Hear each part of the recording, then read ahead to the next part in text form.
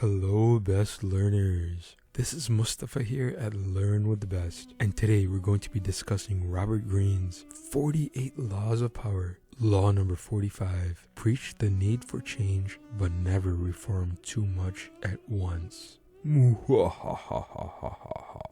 this video, I'm going to define the law for you, and then we'll dive into an analysis by looking at how politicians use this law to their advantage. And in closing, we'll look at a few examples from my very own past where I observed the fundamentals of this law on the grounds of the Great Pyramids of Giza.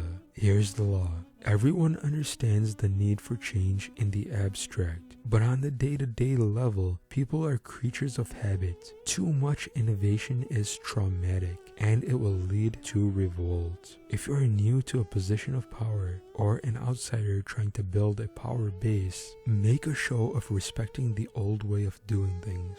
If change is necessary, make it feel like a gentle improvement on the past. People understand the need for change on a basic level. We know how important it is for institutions and individuals to be renewed. However, when it comes to things that personally affect us in our very own day-to-day lives, then that need for change is met with resistance. Take former President Barack Obama, for example. Basically, every single speech that he delivered, what was his catchphrase? It was change. He preached the need for change over and over and over and over and over again and again. And what did he actually change? Not very much, as it turned out. And why? Because he was a master of this law. He understood that the average person lives an average mundane life. And hey, if you preach the need for change, it sounds good to the average sheep. So he preached the need for change. And when he got into office, he didn't change or reform anything on a grand level. Sure, he made minor changes to many things, as any president should do and has done through the history of the United States. But like any leader, this man understood that the people don't actually want change. They just like the idea of it.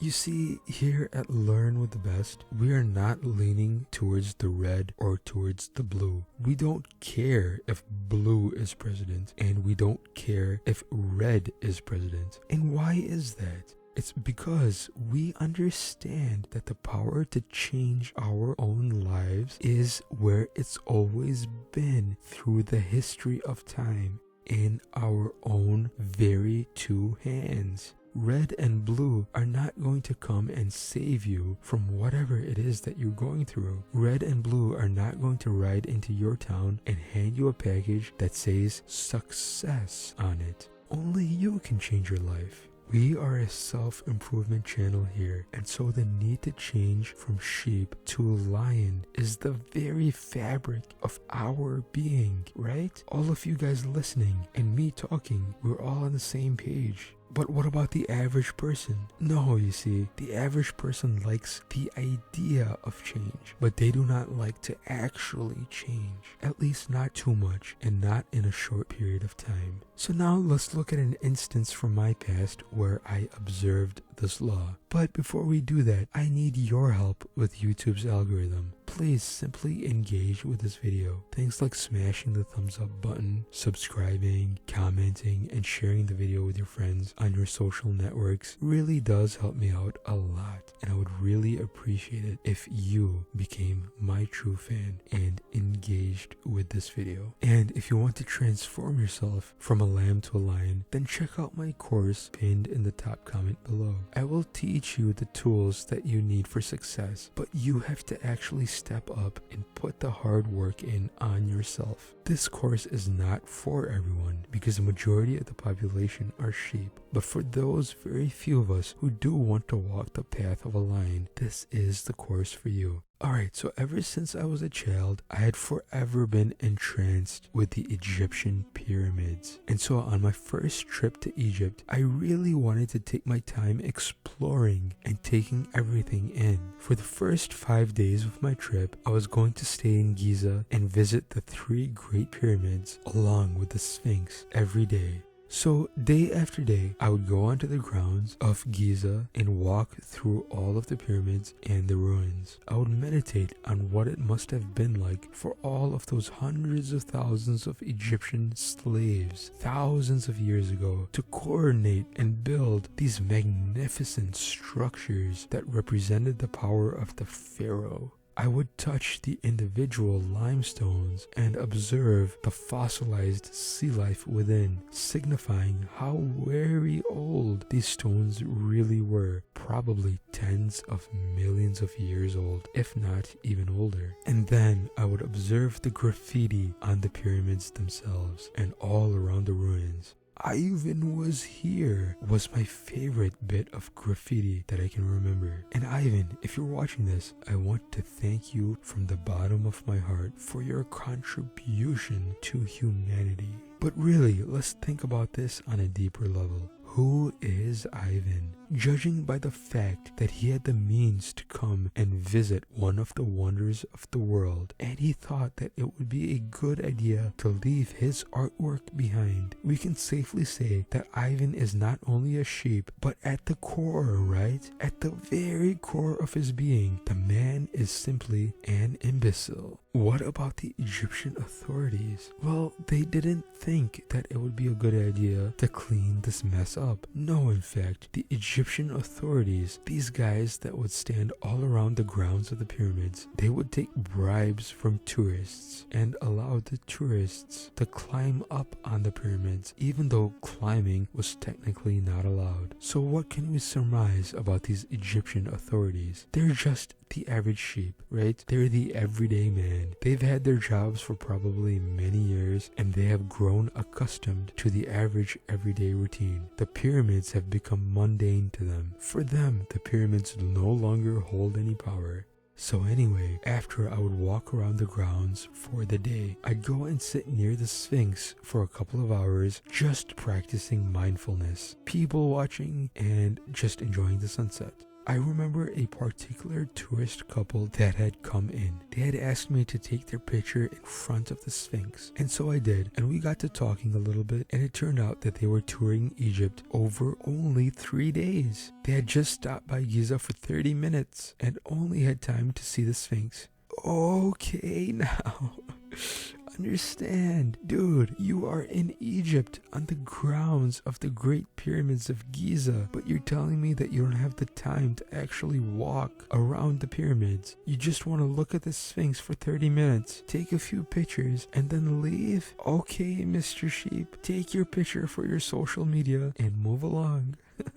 Later on in Luxor, I went and visited the Karnak Temple. Oh my goodness, it is a magnificent sight to behold, and there were Egyptian tour guides available on campus. You know, with these tour guides, you agree to a rate, then the guide gives you a tour, and then you pay the guide. Simple and straightforward. So before my tour started, we had agreed to the rate of like $6 per person for an hour-long tour. And in the group was a family, and this family was also American, just like me. And they were a family of 4, and they also agreed to the $6 per person. Well, we go on the tour, and the guide is wonderful. He knows his stuff, and he gives a great tour that I will remember for the rest of my life. I paid the man, and before I left, I saw the American family of 4 having issues with paying him $6 per person. They said that they thought it was $6 total for all 4 of them, and they were aggressively haggling with the guy.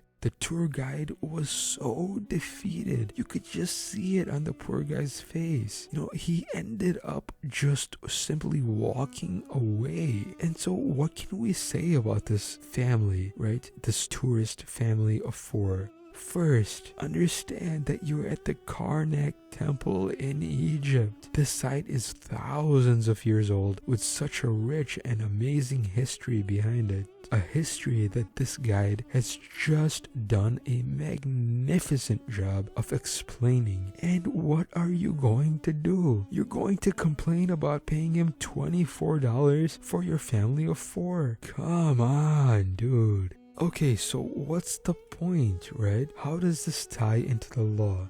understand that the Great Pyramids of Giza and the Karnak Temple were amazing sights to behold. These structures have the power to change someone and expand said person's narrow point of view on life. We all start our lives as babies, and our parents limit us to seeing the world as they see it, not as it actually is. This essentially puts us in a box, and the box is what we know. When we take trips and explore the world, the whole idea is to expand our point of view and hopefully break out of this box, not to take a few pictures for our Facebook friends. And this, dear viewer, is the essence of the law.